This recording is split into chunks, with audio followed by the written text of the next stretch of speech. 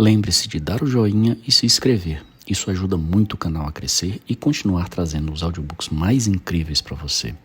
Seja muito bem-vindo e vamos nos deleitar com os sons da leitura. O intérprete grego. Durante o longo e estreito relacionamento com Sherlock Holmes, nunca ouvi dele nenhuma referência à sua família e muito poucas à infância. Esta reticência de sua parte aumentou a impressão pouco humana que ele me transmitia, a ponto de me surpreender às vezes ao observá-lo como um fenômeno isolado, um cérebro sem coração, tão desprovido de simpatia humana quanto fértil em inteligência. Sua aversão às mulheres e pouca inclinação a fazer novas amizades eram típicas de um temperamento seco, mas não tanto quanto sua omissão total de qualquer referência à família. E eu passara a acreditar que era órfão e sem parentes vivos, até que um dia, para minha grande surpresa, ele começou a falar sobre o irmão. Foi depois do chá, num crepúsculo de verão. A conversa que se desenrolava a esmo, de maneira espasmódica, passando de bastões de golfe às causas da mudança na obliquidade da eclíptica, enveredou finalmente pela questão do atavismo e das aptidões hereditárias. O assunto em debate era até que ponto um talento específico no indivíduo seria devido à sua ascendência, e até que ponto era consequência da educação inicial. Diante de tudo que me disse, no seu caso parece óbvio que sua capacidade de observação e sua facilidade peculiar para a dedução devem-se ao seu próprio treinamento sistemático. Até certo ponto, ele respondeu, pensativo. Meus antepassados pertenciam à nobreza do campo e parecem ter levado a existência normal de sua classe. Ainda assim, minha inclinação está nas minhas veias e talvez tenha sido herdada de minha avó, que era irmã de Verne, o artista francês. A arte no sangue é capaz de assumir as formas mais estranhas. Mas como sabe que é hereditária? Porque meu irmão, Mycroft, a possui num grau mais acentuado. Isso foi novidade para mim. Se houvesse na Inglaterra outro homem com poderes tão especiais, por que nem a polícia nem o público tinham ouvido falar nele? Fiz a pergunta, dando a entender que a modéstia de meu amigo é que o levava a considerar o irmão superior a ele. Holmes riu da sugestão. Meu caro Watson, não concordo com os que incluem a modéstia entre as virtudes.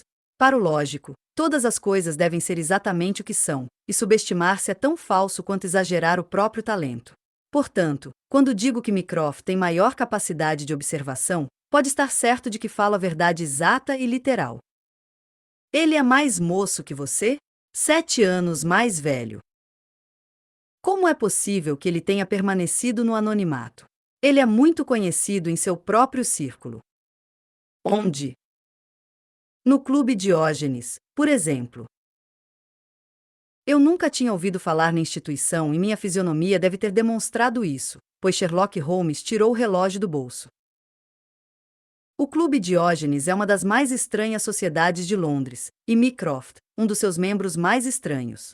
Está sempre ali desde as 16h45 até as 19h40. São 18 horas, e se você quiser fazer um passeio neste belo anoitecer, eu terei o maior prazer em apresentá-lo a 2 curiosidades. 5 minutos depois estávamos na rua, caminhando na direção de Regent Circus. Você deve estar admirado porque Mycroft não usa os seus talentos como detetive. Ele é incapaz disso. Mas você não disse.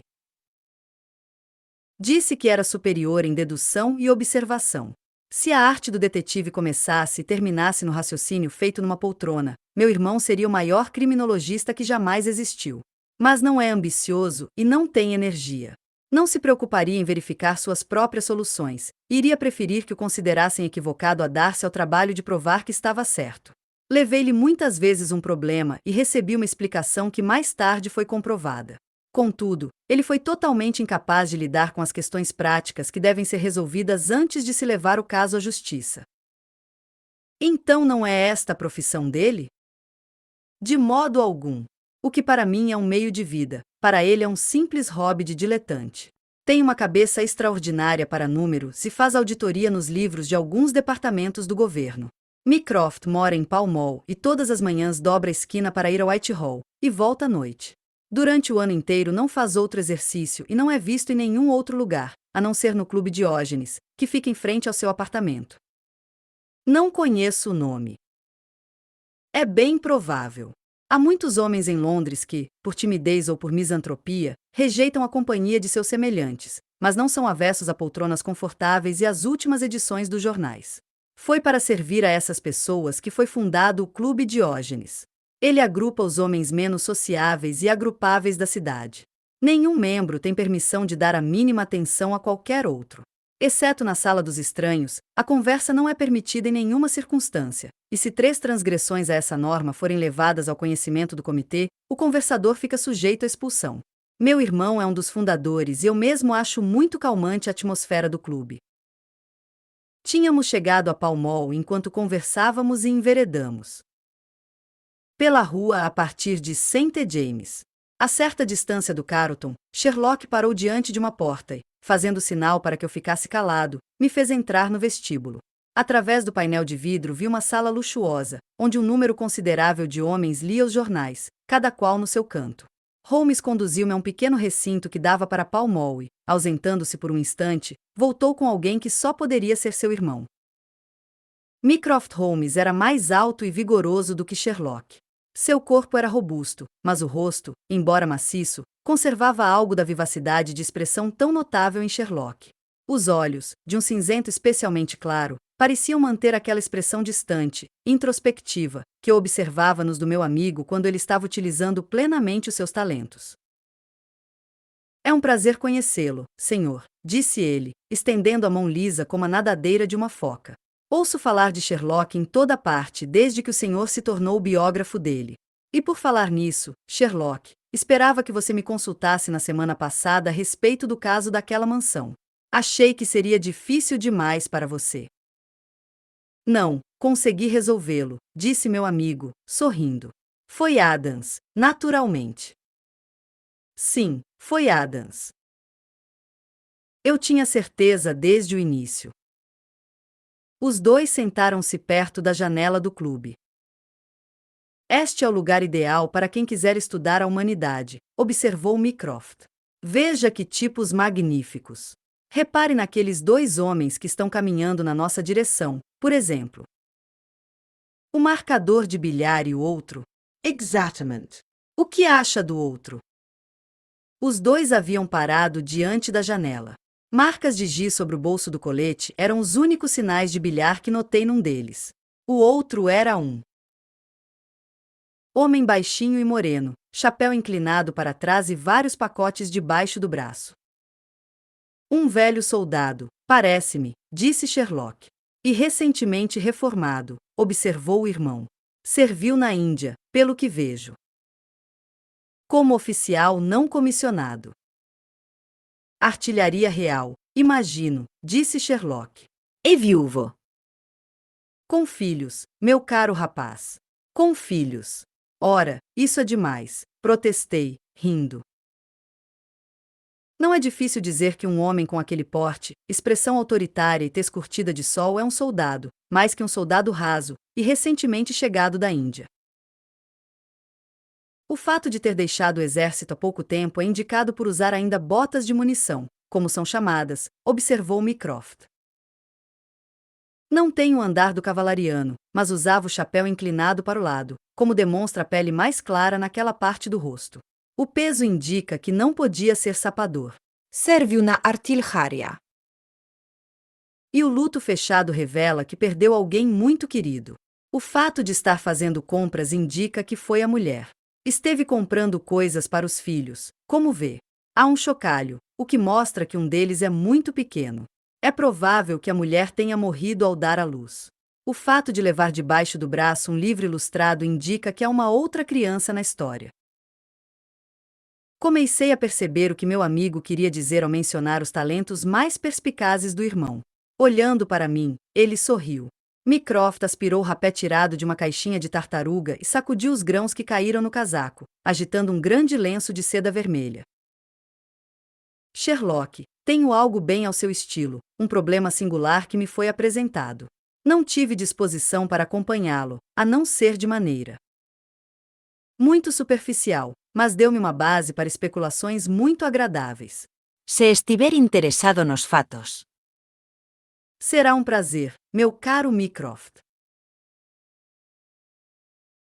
O irmão rabiscou um bilhete numa folha de seu caderninho de anotações, e tocando a campainha, entregou ao garçom. Pedi ao Sr. Melas que venha até aqui. Ele mora um andar acima do meu.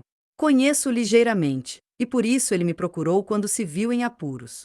O Sr. Melas é de origem grega, segundo eu soube, e um linguista extraordinário.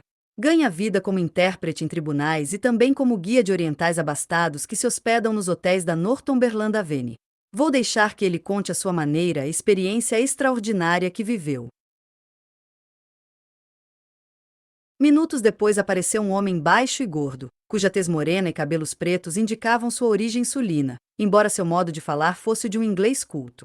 Trocou um caloroso aperto de mãos com Sherlock Holmes, e seus olhos escuros cintilaram de prazer ao perceber que o especialista estava ansioso por ouvir a sua história. Não acho que a polícia acredite em mim, palavra, disse em tom lamentoso. Só porque nunca ouviram falar nisso, pensam que não possa existir. Mas eu não ficarei descansado enquanto não descobrir que fim levou o pobre homem com o rosto emplastrado de esparadrapo. Conte com minha total atenção, disse Sherlock. Hoje é a noite de quarta-feira, disse o Sr. Melas.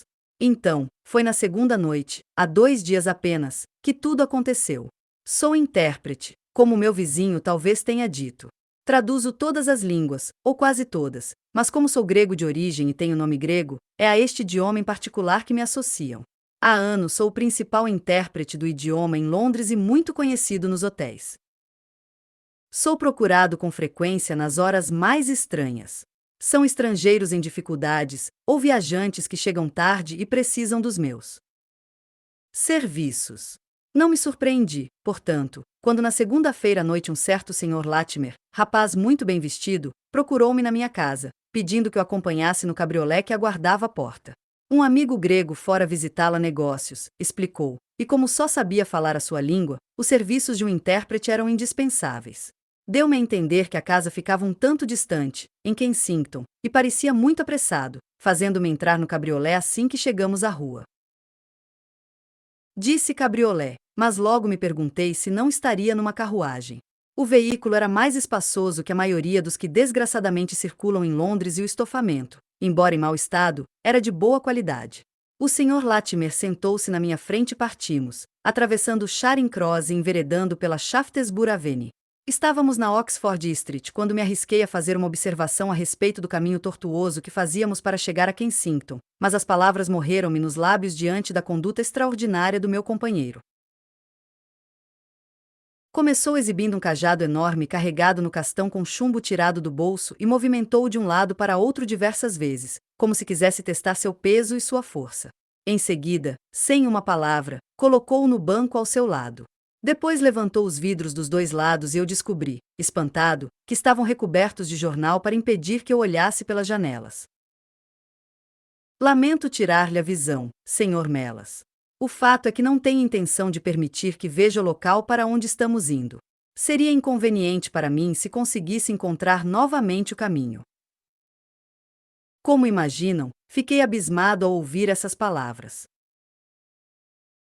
Meu companheiro era um homem forte, de ombros largos, e mesmo sem a arma, eu não teria a menor chance, se lutasse com ele. É uma conduta extraordinária, Sr. Latimer, gaguejei. Deve saber que o que está fazendo é totalmente ilegal. É uma liberdade que tomo, sem dúvida, mas será compensado. Mas devo preveni-lo, Sr. Melas, que se a qualquer momento desta noite tentar dar um alarme, ou fizer alguma coisa contrária aos meus interesses, descobrirá que corre perigo. Peço que não esqueça que ninguém sabe onde está e que, nesta carruagem ou na minha casa, acha-se em meu poder. As palavras foram pronunciadas com serenidade, mas em tom áspero e bastante ameaçador. Fiquei calado, perguntando a mim mesmo qual seria o motivo para me raptarem de modo tão extraordinário. Fosse qual fosse, ficará evidente que era inútil resistir. Restava-me esperar para ver o que aconteceria. Viajamos durante quase 2 horas sem que eu tivesse a menor pista do nosso destino. Às vezes o ruído de pedras indicava um caminho calçado, outras vezes o deslizar suave e silencioso sugeria asfalto, mas, além dessa variação de sons, não havia nada que me ajudasse a descobrir onde estávamos. O papel que recobria os vidros não deixava passar a luz e uma cortina azul fora puxada sobre o vidro dianteiro. Eram 19h15 quando saímos de Pall Mall e meu relógio mostrava que eram 21h10 quando finalmente a carruagem parou. Meu companheiro arriou o vidro e vi de relance uma porta em arco, baixa, sobre a qual ardia uma lâmpada. Fui tirado às pressas do veículo, enquanto a porta se abria e eu me vi no interior da casa, captando a vaga impressão de um gramado e árvores de ambos os lados da entrada. Mas eu não saberia dizer se era um jardim particular ou se estávamos no campo. Havia uma lâmpada colorida no interior com uma chama tão baixa que eu mal conseguia enxergar, a não ser que estava num vestíbulo amplo com quadros nas paredes. Nessa luz fraca percebi que a pessoa que abrirá a porta era um homenzinho de meia-idade, de ombros caídos e expressão zangada. Quando se virou para nós, um reflexo de luz revelou que usava óculos. "É este o Sr. Melas, Harold?" perguntou. "É." "Muito bem. Muito bem. Espero que não leve a mal, Sr. Melas. O caso é que não podíamos dispensá-lo. Se agir corretamente, não terá motivos para si lamentar, mas se tentar algum truque, peça a Deus que o ajude." Falava aos arrancos, nervoso, frases entremeadas de risadinhas, mas deu-me a impressão de estar dominado pelo medo. "O que querem de mim?" perguntei. "Apenas que faça algumas perguntas a um senhor grego que está nos visitando e transmita as respostas dele. Mas não diga nada além do que lhe pedirem, ou, nova risadinha nervosa, lamentará o dia em que nasceu." Enquanto falava, abriu uma porta e levou-me a uma sala que parecia suntuosamente mobiliada, mas também estava iluminada por uma única lâmpada de chama bastante reduzida. A peça era ampla e o fato de meus pés afundarem nos tapetes indicava sua riqueza. Vi de relance poltronas forradas de veludo, uma lareira alta de mármore branco, junto à qual havia uma armadura que me pareceu japonesa. Sob a lâmpada havia uma cadeira e o senhor idoso fez sinal para que eu me sentasse. O rapaz desapareceu e voltou de repente por outra porta, trazendo um homem vestido com uma espécie de roupão solto, que se aproximou lentamente de nós. Quando entrou no círculo de luz que me permitia vê-lo com mais nitidez, estremeci de horror. Estava extremamente pálido e magro, e tinha os olhos saltados e brilhantes de alguém cuja energia interior ultrapassa as forças físicas. Mas o que me chocou, além dos sinais de fraqueza, foi o rosto grotescamente recoberto de esparadrapo, com uma faixa larga tapando-lhe a boca. "Trouxe a lousa, Harold?" perguntou o velho, enquanto aquele estranho personagem deixou-se cair numa cadeira. "As mãos estão soltas. Dê-lhe o lápis. O senhor fará as perguntas, Sr. Melas, e ele escreverá as respostas. Pergunte primeiro se está disposto a assinar os papéis." Os olhos do homem cintilaram, enfurecidos. "Nunca", escreveu em grego na lousa. "Sob nenhuma condição?" perguntei, a pedido do nosso tirano. "Somente se eu a vir casada na minha presença por um sacerdote grego que eu conheça." O homem soltou uma risadinha venenosa. "Nesse caso, sabe o que o aguarda? Não importa o que possa me acontecer." Estes são exemplos das perguntas e respostas que constituíram a nossa estranha conversa meio falada e meio escrita. Pediram-me que perguntasse várias vezes se ele assinaria o documento, e recebi sempre a mesma resposta indignada. Mas logo ocorreu-me uma ideia feliz.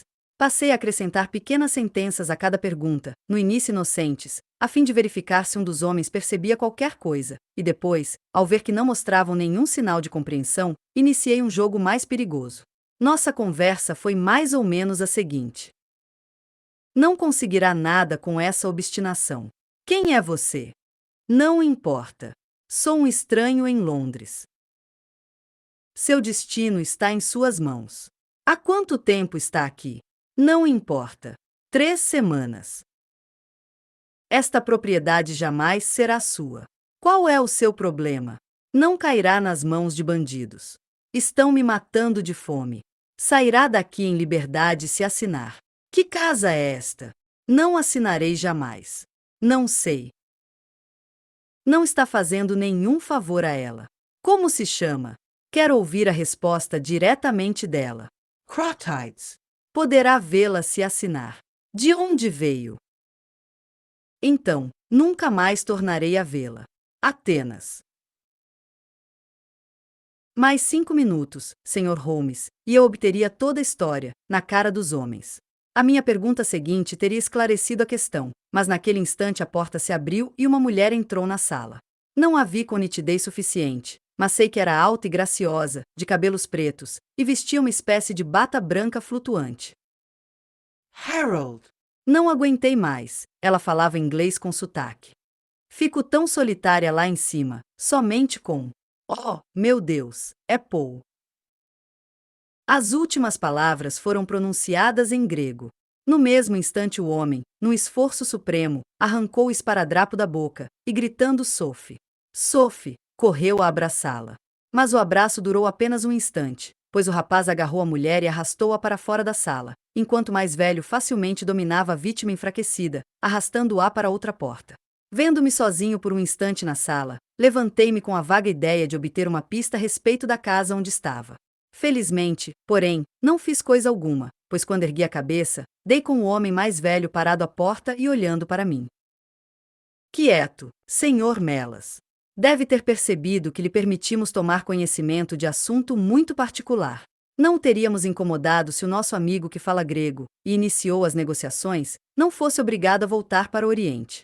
Era necessário encontrar alguém para substituí-lo, e ficamos sabendo dos seus talentos. Incline-me. Aqui estão 5 libras, ele disse, aproximando-se. Espero que sejam suficientes. Mas lembre-se, e, com um risinho, bateu de leve no meu peito, se falar com alguém a respeito deste caso, a uma só pessoa que seja, que Deus tenha misericórdia de sua alma. Não sei expressar a repulsa e o horror que aquele homenzinho de aparência insignificante me inspirou. Eu o via com mais nitidez agora que a luz incidia sobre ele. Tinha traços aquilinos, tez pálida, barba curta e pontuda, desgrenhada e maltratada. Ao falar, aproximou o rosto do meu. Seus lábios e pálpebras estavam em contínuo movimento, como os de alguém que sofresse da doença de São Guido. Ocorreu-me também que aquele risinho estranho era sintoma de uma doença nervosa. O terror que seu rosto inspirava vinha dos olhos cinza-aço, de brilho frio, revelando, em suas profundezas, uma crueldade inexorável.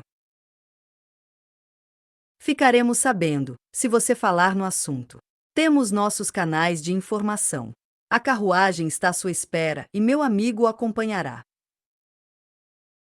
Fizeram-me atravessar às pressas o vestíbulo e entrar no veículo, e nessa hora pude ver de relance as árvores e um jardim.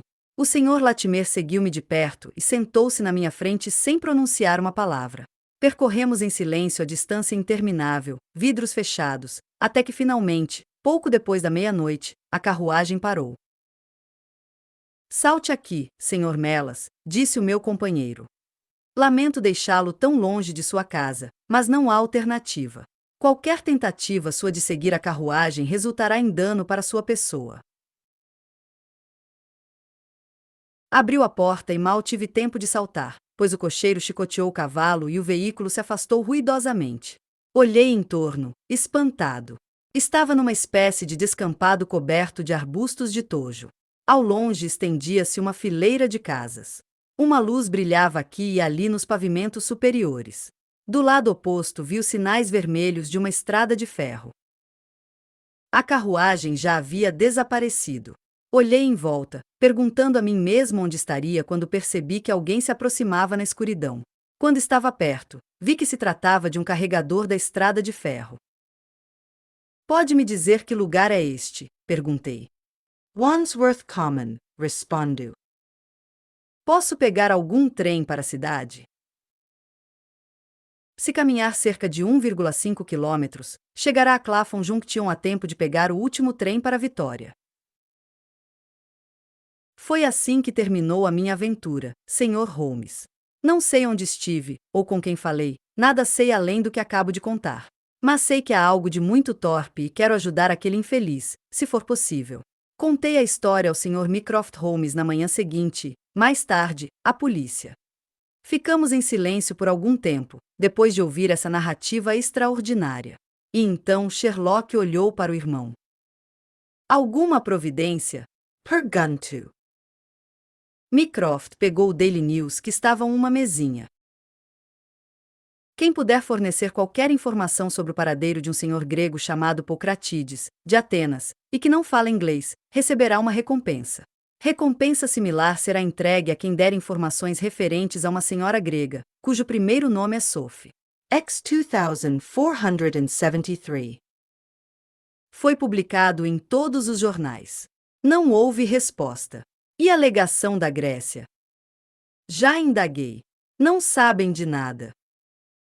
Um telegrama ao chefe de polícia de Atenas, então? Sherlock concentrou toda a energia da família, comentou Mycroft, virando-se para mim. Fique com o caso e avise-me se conseguir algum resultado. Combinado, disse meu amigo, levantando-se. Eu me comunicarei com você e também com o Sr. Melas. Mas, se eu fosse o senhor, ficaria bastante alerta, pois devem saber pelos anúncios que os traiu. Enquanto caminhávamos para casa, Holmes entrou numa agência dos telégrafos e enviou vários telegramas. Nosso serão não foi desperdiçado, Watson, observou. Alguns dos meus casos mais interessantes chegaram-me por intermédio de Mycroft. O problema que acabamos de ouvir, embora só possa admitir uma explicação, tem características singulares. ¿Esperas solucioná-lo? Sabemos tanta coisa a respeito que seria estranho se não descobríssemos o resto. Você mesmo já deve ter elaborado alguma teoria que explique os fatos que acabamos de ouvir. Sim, uma teoria vaga. Qual é a sua ideia? Parece óbvio que a moça grega foi sequestrada pelo jovem inglês chamado Harold Latimer. Sequestrada onde? Atenas, talvez. Sherlock Holmes meneou a cabeça. O rapaz não falava uma só palavra de grego. A moça falava inglês razoavelmente, donde se deduz que estava na Inglaterra havia algum tempo e que ele não esteve na Grécia. Então, presume-se que ela veio uma vez em visita à Inglaterra e que Harold a convenceu a fugir com ele. Isso é mais provável. Então o irmão, pois creio que esse é o parentesco, veio da Grécia para interferir. Imprudentemente, colocou-se à mercê do rapaz e de seu sócio mais velho. Agarraram-no e usaram de violência para obrigá-lo a assinar papéis que transferiam para o nome deles a fortuna da moça, da qual ele deve ser o administrador. Ele se recusa a assinar. Para negociar precisam de um intérprete e se apoderam do pobre Sr. Melas, depois de usar outra pessoa. A moça não é informada da chegada do irmão e fica sabendo por mero acaso. Excelente, Watson. Exclamou Holmes. Creio que não está muito longe da verdade. Temos todas as cartas na mão e só devemos temer algum ato repentino de violência por parte deles. Se nos derem tempo, nós os pegaremos. Mas como encontraremos a casa? Se nossas conjecturas estiverem corretas, o nome da moça é, ou era, Sophie Cratides. Não será difícil encontrá-la. É a nossa maior esperança, pois o irmão, naturalmente, não passa de um completo estranho. Claro que se passou algum tempo desde que esse Harold travou relações com a moça. Semanas, pelo menos, até o irmão saber na Grécia e vir para cá. Se os jovens estavam vivendo juntos nesse período, é provável que obtenhamos alguma resposta ao anúncio de Mycroft. Enquanto conversávamos, chegamos à nossa casa, na Baker Street. Holmes subiu na frente e, ao abrir a porta da sala, soltou uma exclamação de surpresa. Olhando por cima do ombro dele, levei um susto igual. Mycroft estava sentado numa poltrona, fumando. Entre, Sherlock. Entre, senhor. Falou tranquilo, sorrindo diante da nossa surpresa.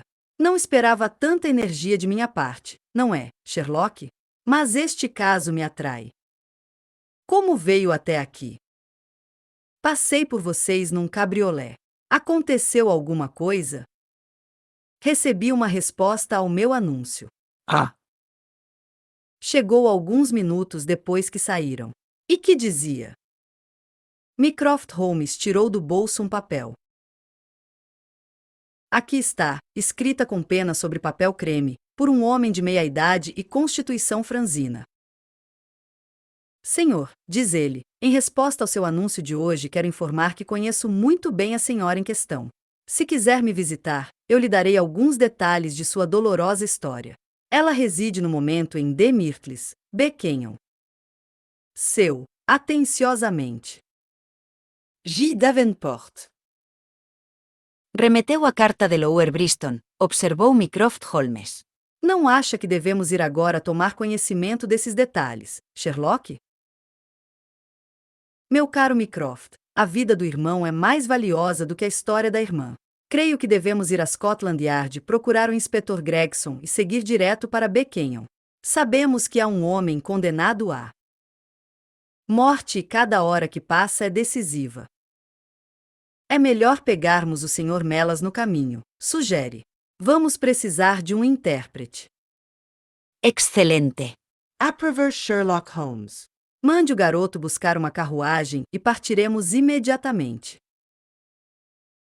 Abriu a gaveta da escrivaninha enquanto falava e notei que enfiava o revólver no bolso. Em resposta ao meu olhar, disse: Sim, pelo que soubemos, estamos lidando com uma gangue muito perigosa. Era quase noite quando chegamos a Pall Mall, onde morava o Sr. Melas. Um senhor acabava de vir buscá-lo de carruagem. Sabe para onde foi? Pergun to Mycroft Holmes. Não, senhor, respondeu a mulher que abriu a porta. Sei apenas que saiu de carruagem com o senhor. E ele deu o nome? Não, senhor. Era um rapaz alto, bonito, moreno? Não, senhor. Era um cavalheiro baixinho, de óculos, rosto magro, mas muito simpático. Ria o tempo todo. Vamos. Disse Sherlock Holmes bruscamente. O caso está ficando sério. Observou enquanto nos dirigíamos a Scotland Yard. Aquela gente sequestrou Melas de novo. Ele é um homem sem coragem física, como eles sabem pela experiência da noite passada. O bandido conseguiu aterrorizá-lo com sua simples presença.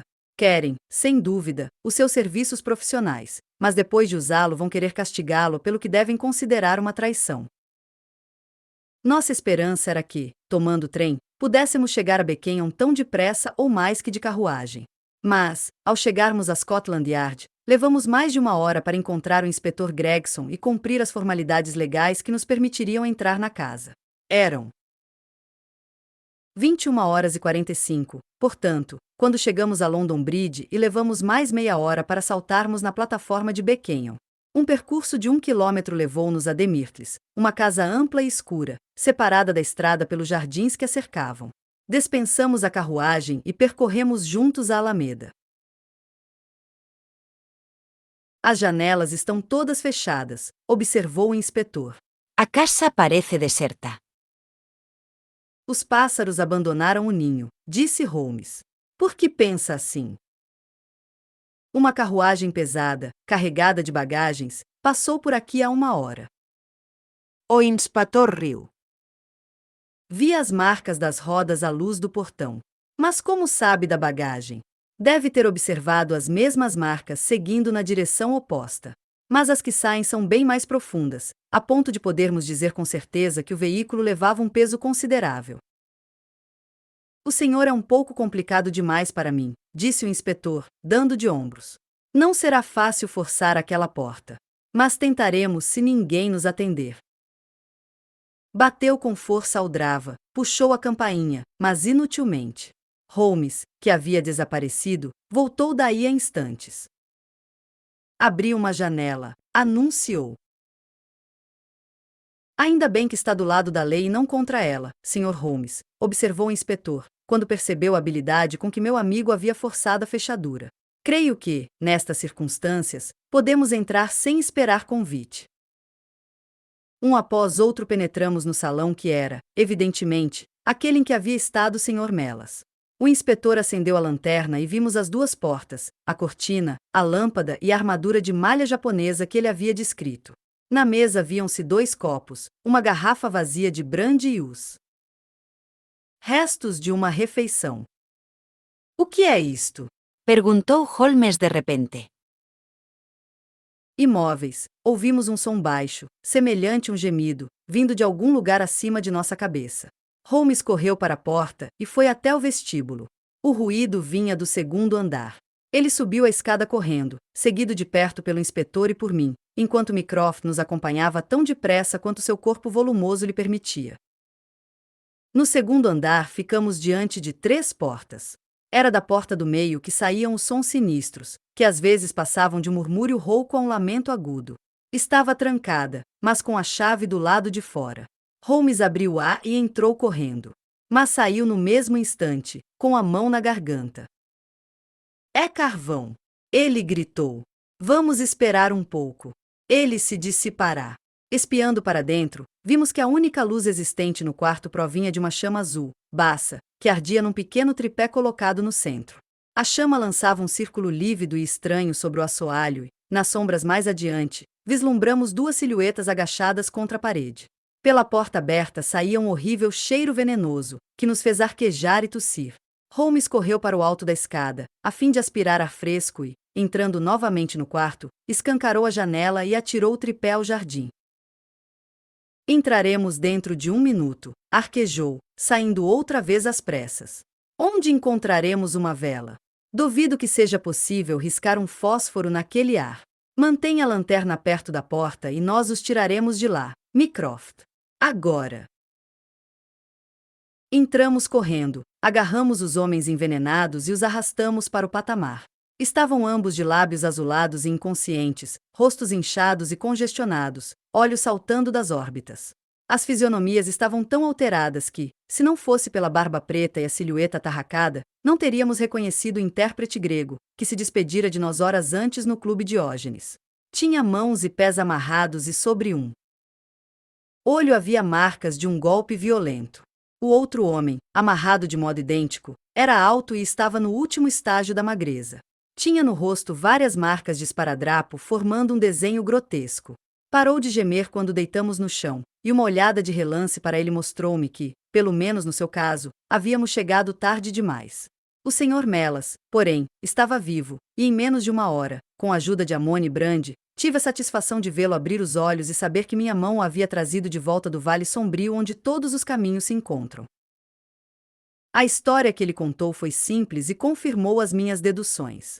O visitante, ao entrar em casa, havia tirado da manga um punhal, aterrorizando de tal modo com a ideia de morte instantânea e inevitável que fora fácil sequestrá-lo pela segunda vez. De fato, era quase hipnótico o efeito que o bandido cheio de risos exercera sobre o infeliz linguista, pois só falava nele de mãos trêmulas e faces pálidas. Fora levado rapidamente a Beckenham, atuando como intérprete na segunda entrevista, mais dramática ainda que a primeira. Os 2 ingleses ameaçaram o prisioneiro de morte imediata se ele não concordasse com suas exigências. Finalmente, vendo-o indiferente a todas as ameaças, jogaram-no de volta à prisão. Depois de acusarem Melas de traição, por causa dos anúncios publicados em todos os jornais, tinham-no atordoado com um golpe de bengala. Ele não se lembrava de mais nada até nos ver inclinados sobre ele.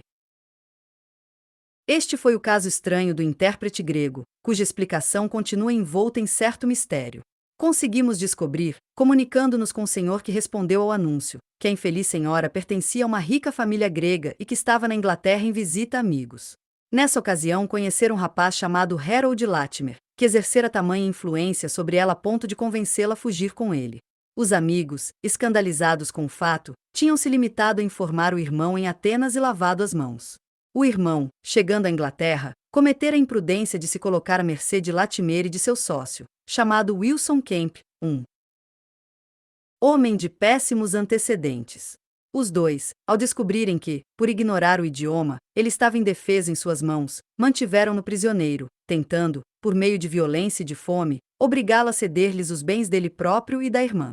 Mantinham-no na casa sem conhecimento da moça, e o esparadrapo no rosto tinha o objetivo de dificultar sua identificação, caso ela chegasse a vê-lo. Mas a percepção feminina reconhecera-o imediatamente através do disfarce quando, por ocasião da visita do intérprete, encontrara-o pela primeira vez. Mas a pobre moça também era prisioneira, pois não havia mais ninguém na casa, exceto o empregado que servia de cocheiro sua mulher, ambos instrumentos dos conspiradores. Ao verem que o segredo fora revelado e que o prisioneiro não seria coagido, os 2 bandidos, levando a moça, abandonaram em poucas horas a casa alugada, depois de se vingarem, segundo julgavam, do homem que os havia desafiado e daquele que os traíra. Meses depois, recebemos de Budapeste um estranho recorte de jornal. Dizia que 2 ingleses que viajavam com uma mulher haviam morrido de maneira trágica, ambos apunhalados. A polícia húngara achava que haviam brigado e infligido um ao outro ferimentos mortais.